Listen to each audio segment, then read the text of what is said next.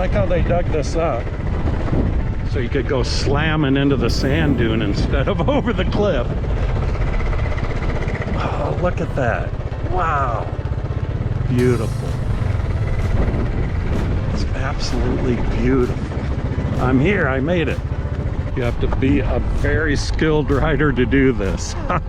That ain't me. No, I have a lot of experience. I mean, after all, this is my second week riding scooters in Greece. Hey, in this video, I'd like to talk about riding scooters on Greek islands, and this is a departure from my regular content, and I'm doing this as a public service.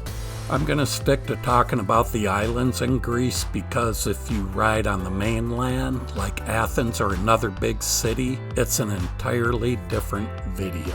For a disclaimer, I am not an expert on motorcycle safety. These are just my opinions and experiences from riding motorcycles for over 20 years and my experience on Greek islands and what I have learned. I'll go over the rental process, like how much it costs, but also safety with some basic riding skills, the rules of the road, and my take on riding scooters around Greek islands. And to be honest, it's my absolute favorite way to get around. First of all, Greece is not the place to learn how to ride a scooter. You should have experience before you rent a scooter or a quad here. I would highly recommend not doing this if you've never ridden before. This is not the place to learn if you don't have any experience. I would for sure recommend a motorcycle safety course where you live if you plan on renting a scooter or a quad. I have personally seen a few wrecks with inexperienced riders in Greece. One was a newlywed couple who spun out on loose gravel, and the bride ended up with bad road rash and a possible broken ankle. And another time, an older couple rented a quad for the very first time, and he turned too tight into our hotel parking lot and flipped over on a curb. Then the ambulance and medics arrive for a trip to the hospital. Also, you should not rent a scooter or probably even a car here in Greece if you are susceptible to road rage, because here people are constantly cutting each other off, and if you're first to a spot, it's no big deal. So that is not good if you have anger issues. In the description below, I put a link to the 27 Simple Rules of Surviving on Greek Roads from Matt Barlett's Greece website, and especially look at rule number 4. This is a great website for travel to Greece. I always really check out a scooter before I take off from the rental agency. I make sure the tires are good and the lights, brake lights, turn signals, and headlights. And I look it over really good. And I even take a video with the rental agent present of the entire scooter. The other thing I do is usually get their insurance also. It's only a few bucks and it can help avoid a scam or problems later on. However, I must say I have never been scammed renting a scooter in Greece.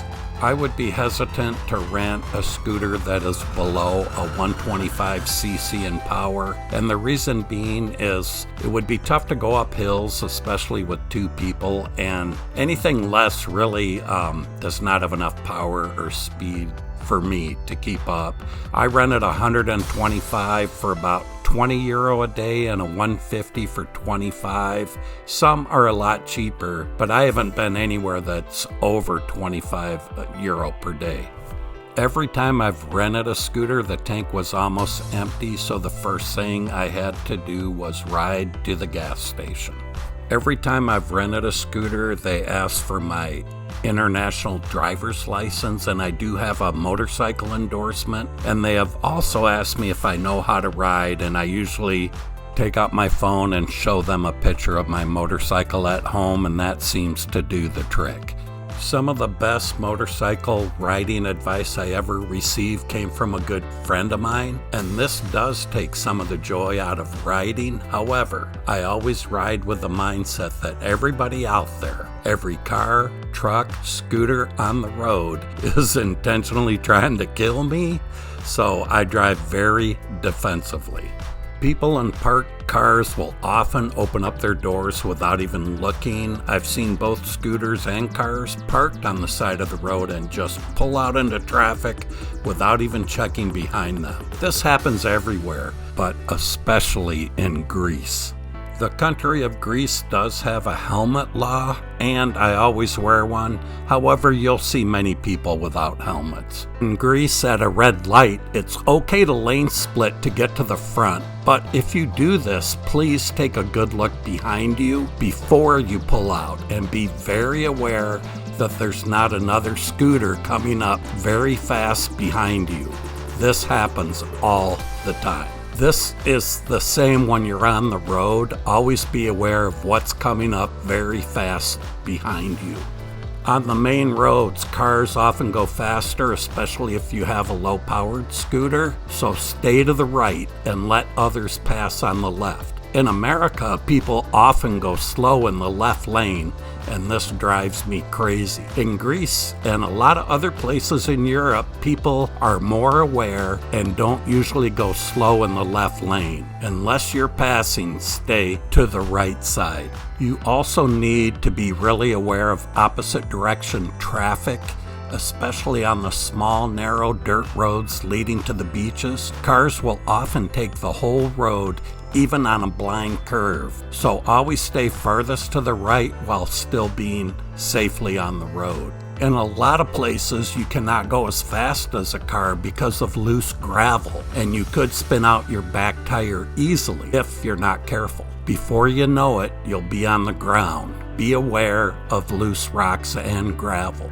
Most single motorcycle accidents happen in a turn, mostly by taking it too fast. You tend to go where you're looking, so if you're looking at the starting point of a turn, it's harder to navigate that turn. You should be looking at where you want to be at the end of the turn. Another example, if you are in danger of hitting something like a rock in the road or the back bumper of a car, do not focus on these objects. You could very well hit them. Instead, focus on the safe route to avoid the object. Your eyes will take you where you need to go. If you keep your eyes zeroed in on the pothole or car, you will hit it. Also, if you get into a battle with a car, the scooter will lose every single time. This last point, I think, is some of my best advice. I have found one of the biggest dangers to be once you're feeling really comfortable on the scooter and think, man, I'm getting really good at this. That is the danger zone. Always be aware of your surroundings and never think you are great, because you will be humbled very quickly. In the comments below, please leave any of your advice for riding scooters in Greece.